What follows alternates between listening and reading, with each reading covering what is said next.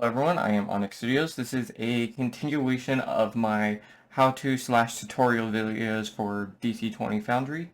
If you haven't already seen the weapon system yet, I would highly recommend doing that because I'm basing a lot of the knowledge from the how-to video from the weapons into this. This is why this video is probably going to be a lot shorter. It's because I'm not going into the nit and grit. We'll be starting off with a quick little overview on features of exactly what you can include with features, and then apply those into creating an ancestry, and then eventually creating a class to make it a little bit more advanced. And we'll go through entire how classes and ancestries work as well. So let's get right into it.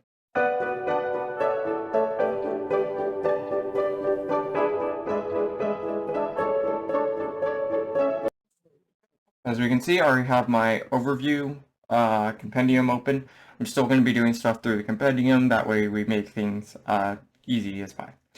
Okay, so over here I'm going to open up my features folder and create a feature in here. So I'm going to call this overview, just to show you guys what the features actually look like really quick. Okay, and then we'll click on the drop down arrow, click on feature, create new item, and here we are.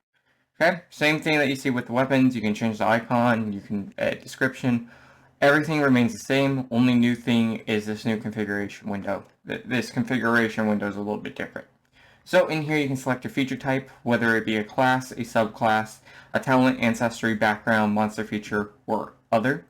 You can also select your feature origin. So for example, if I was doing a class, I would call it, let's just say whatever class I was designing, what this feature belongs to. Let's just say this feature belonged to a Spellblade class. I'll call it Spellblade, and then I would decide what level this class feature would show up at. So if this was a level 1 class feature, I'd say Spellblade 1. But if it's a level 2 class feature, I would say Spellblade 2. See? So there's that. And then of course you can, if I was doing a ancestry feature, I would just do what the ancestry is called. So like if I was doing ancestry, I put in, if I was designing a vampire ancestry, I would just type in vampire.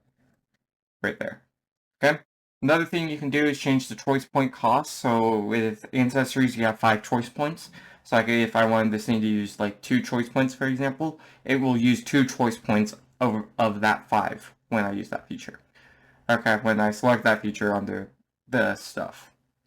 Okay, that's pretty much it. Everything else remains the same. So let's just get into creating an ancestry. So I'm going to open this up, create multiple folders here. So for example, I'm going to create a vampire folder because that's the ancestor I'll be creating. And I'll color code this folder to be red. And then I'll also go over to my compendium here and showcase what the ancestors will look like. So I'll go open up my vampire folder and then create 2 other folders to go with that. One for default traits. And then we're going to color code this one as well, but I'm actually going to use DC20 stuff right here. So as you can see, if I have Angelborn open, the default traits is color coded to have this blue. So I'm going to click edit on the folder and then copy and paste this color code into this folder. That way it still has that color. And same thing here for the expanded traits, I'll do that. Expanded traits. Okay. Little note, when I am designing these ancestries and classes, I am not going to be going through an entire in-depth, like, to design this entire class or ancestry. I'm just going to go overview with what you can actually do with these.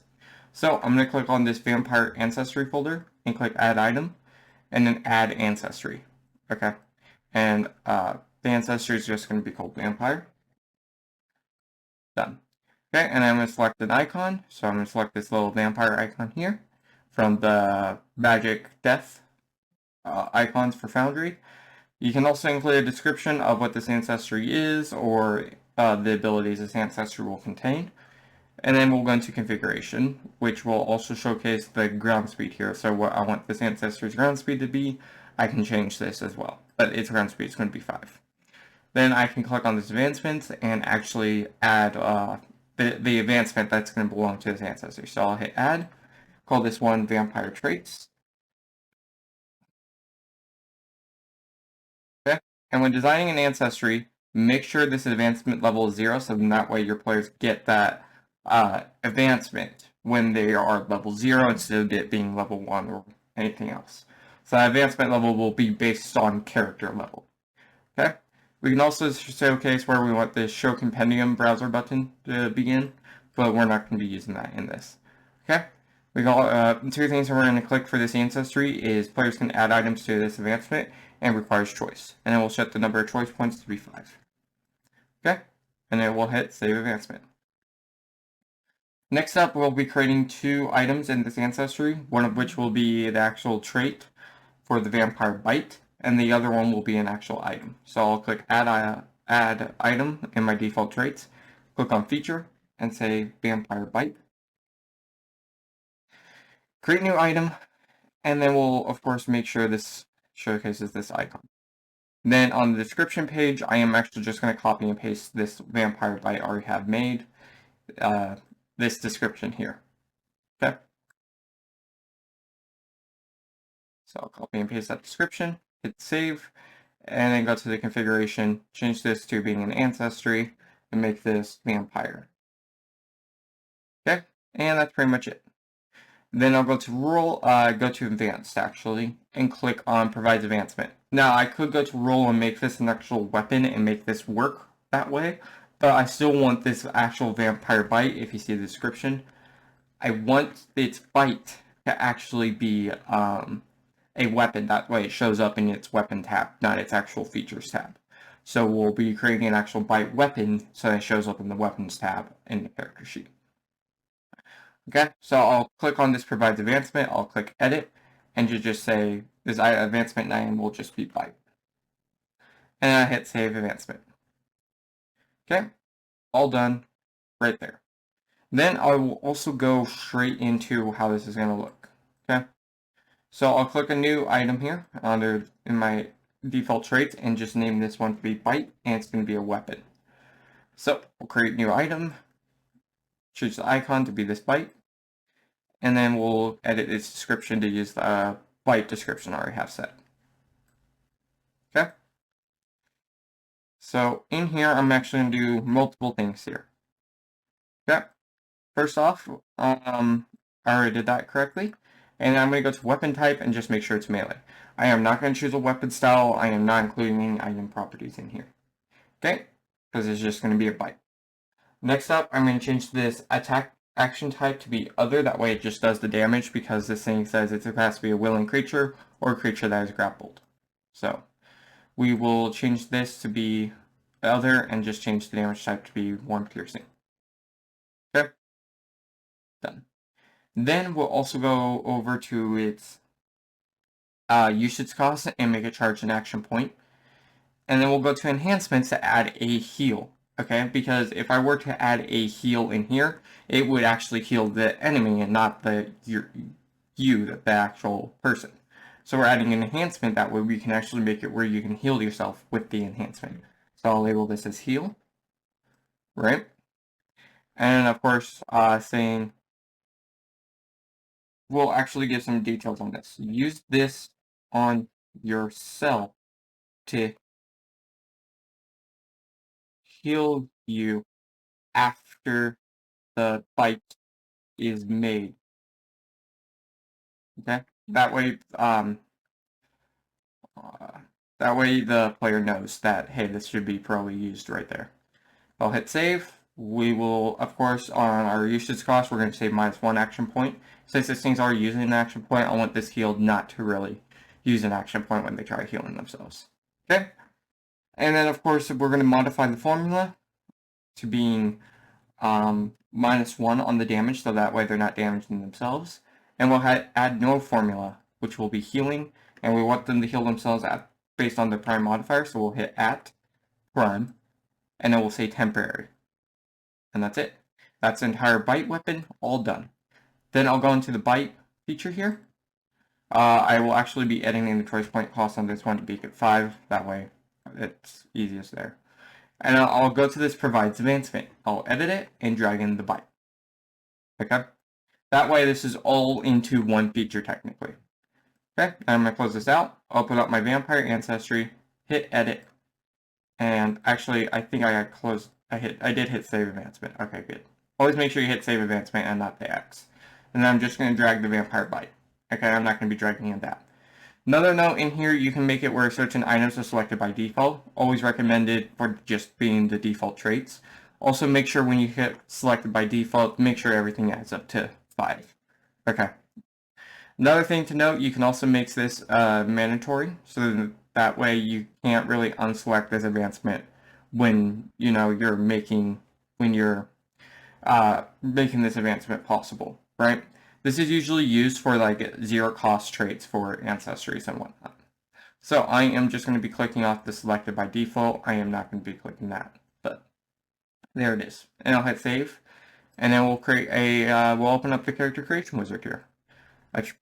Right before we do that, I'm just making sure I can tell the difference between my two vampire ancestries by putting this overview in there. So we're going to open up the character creation wizard.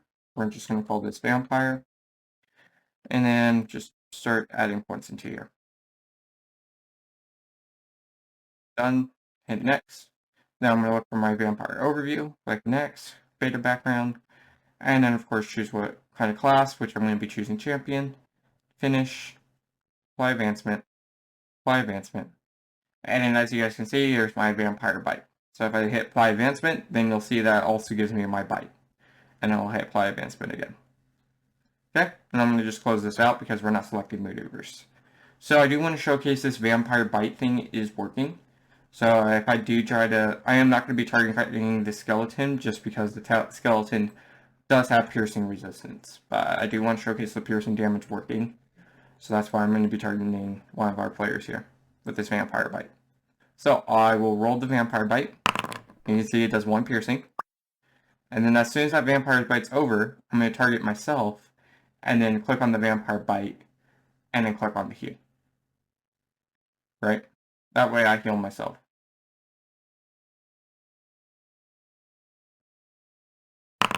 See, it goes for my prime modifier there.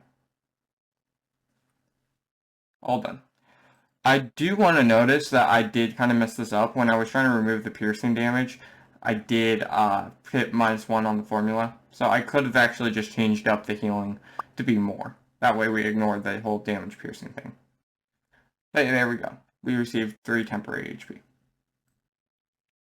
All done. That's pretty much it. And as you guys can see, if I open up my character, you can see it added that prime there. See? So Ancestries are really easy to create, and you can add different kinds of features. If you followed my weapon tutorial, you know that you can just go to your Ancestry and, add an effect or whatnot to give it dark vision or something else. So if I wanted to give it dark vision, I would click edit, say dark vision, and 5 spaces. I'm going to say 5 spaces of dark vision. Like that. And then I would also change the icon here to being something else. So if I go to magic, perception, and then I can look for some dark vision icon here that I need, which I can use any one of these, but for this purpose I'm just going to be using that. And then of course I can go to effects and then add something that will give you like that dark vision bonus here.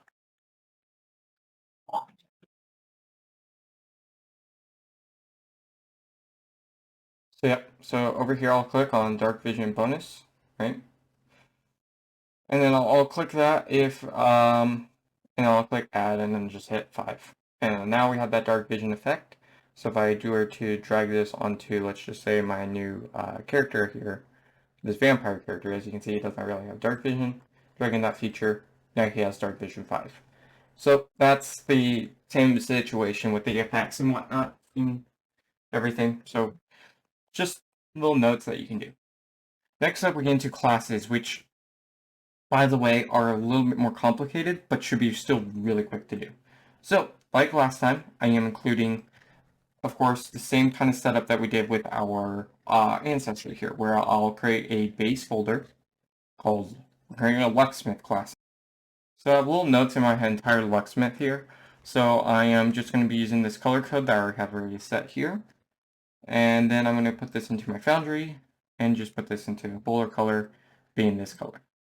Okay, then we're going to create another subfolder in here, which will be our levels. So we have level 1, folder, and then we'll add a level 2 folder for this class. And then we'll create folder and be done. Okay, and then we'll add a brand new item, which will be our class, which we're calling this a locksmith. Call it a class here, and then we'll hit create. Okay, and then we'll try to look for an icon, which I'll be going over to control and clicking this little clover for a locksmith. Then I'll of course add a description. So usually for my description, I'll include what I have for this exact class, which will be all of this stuff I put in. Which will be pretty much just everything I already have set. Now go to Foundry, and this all up, and then just remove any text formatting here. That way we make it good. And here we are. Then I'm just going to hit save, and there's our entire class tables and whatnot, all in here. Okay, then I can go to the configuration on our actual class. Now if I wanted to make this class a marshal, which is what this locksmith will be, so let me make this noted as a marshal. So if I want to make this class a marshal, I would click on marshal. If I want to make it a spellcaster, I just click on the spellcaster. If I want to do hybrid, I would actually click marshal and spellcaster to make it hybrid. Okay? So for masteries, if I look at my description, I can actually see what kind of combat masteries we get. So we get weapons, light shield, and light armor. Okay? So let's just choose weapons, light shield, and light armor. Our starting equipment, which is already in here, we get 2 weapons or light shields, as well as 1 ranged weapon with 20 ammo or testosterone property. So I'll go to here and click that. So reason why we're doing this is just so then if you're on the character creation wizard, the moment you're selecting your weapons, if you hover over a question mark, which we'll showcase in here, it will actually tell us what our weapons are and everything, rather than having to go into our class table and figure out what we get, right? And then we'll also select this, say one set of novice light armor,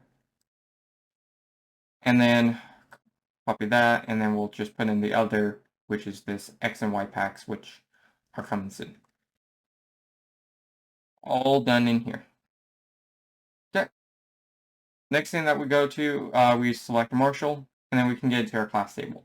So in here, you're going to have, so the way I do it is I'm going to be looking into my classes here. So if I go to my locksmith and go to marshal class table here, I already have everything organized and whatnot.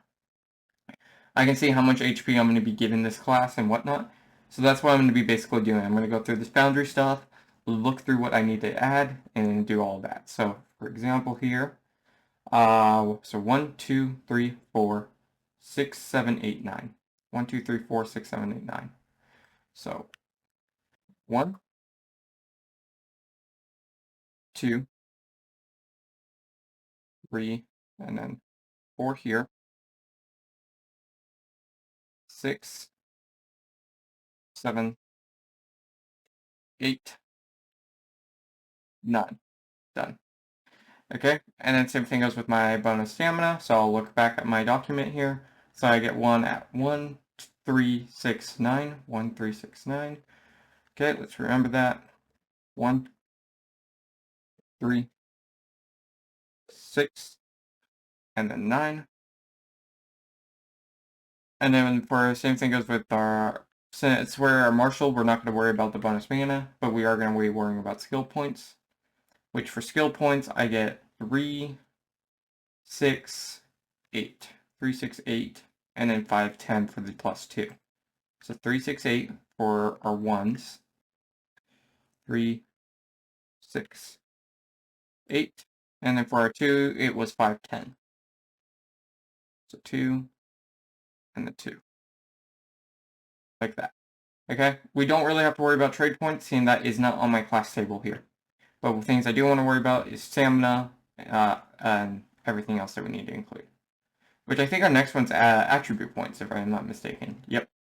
So let's worry about our attributes here. So we got 1 coming at 2, 4, 5, 7, 9, 10. 2, 4, 5, 7, 9, 10.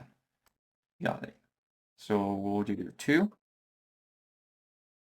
4, 7, 9, 10. And I feel like I got that wrong. No, 3, yep. Nope, that's all right. 2, 4, 5, 7, 9, 10. So yeah, I did mess up that a little bit, but that's still pretty good on me. 9, and then 10. Okay, and then we have our maneuvers, which I know we get 4 at level 1, but then we get another one at 5 and 8. So, of course, do that up, and then done. And then for our techniques, we get 3, 3, 5, 8.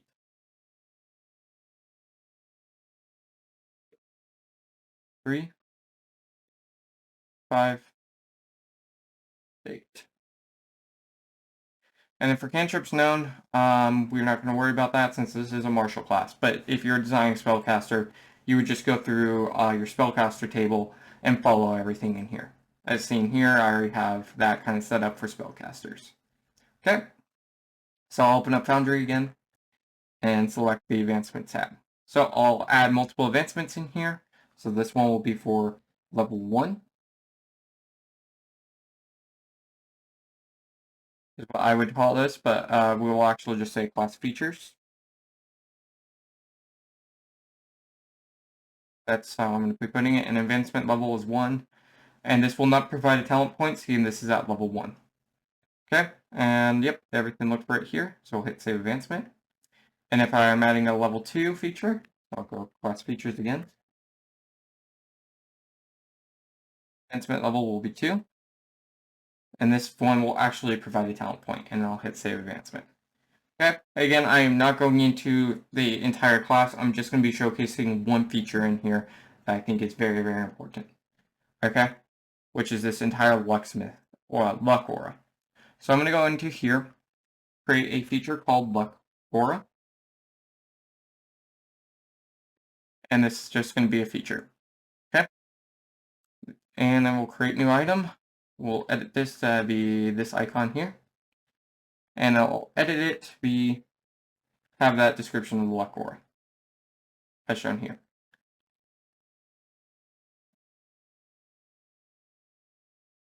Into Foundry, make sure that's added properly, and voila, there's our entire luck aura effect here. All done, right into here. Okay, and then we'll change the feature type to be class, and then we'll make this Lucksmith Smith 1. Okay. Next thing that we can do is change our stuff into here. So, first thing I'm doing is going to make a custom resource. Okay, and we're going to be calling this one, naming this into here. So I'll go back to my notes and click on this whole luck points thing. So go back to Foundry, make sure that's my key here.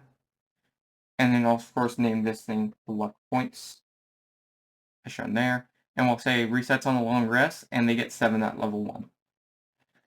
Okay, and then there's going to be one little thing I'm going to be adding in here, because if you see this here, luck points LP, you start with 3 luck points after a long rest, maximum at 7 at level 1. Okay, so if we were to adjust this, as you guys can see, that we say it resets on a long rest, but it's going to give you 7 right off the bat. So how the heck are we going to make this reset to 3 whenever you take a long rest? Well, we're going to go to Roll, go to Usage Cost, and drag and drop this Luck Aura into the Luck Aura effect to give it that custom resource that we just made. And then we're just going to get, say, 4. So basically, this is going to make it where players click on this item to use 4 luck points, so then that way their long rest starts off with 3. So then they don't have to manually edit it or anything, they can just roll it. Okay? Okay, 7 minus 4 equals 3. There we go. And then if I go to advanced, I can add a passive effect here. And then let's just say I want this thing to be a good luck effect. I could change this to being good luck. Add an icon into here. So let's just try to go to my magic here. Go back to control. Find this really cool icon for good luck. And we'll say advantage on all checks and saves. Which will say 1 on all checks and saves. and hit submit changes, and then clearly click the edit, so that way we're good.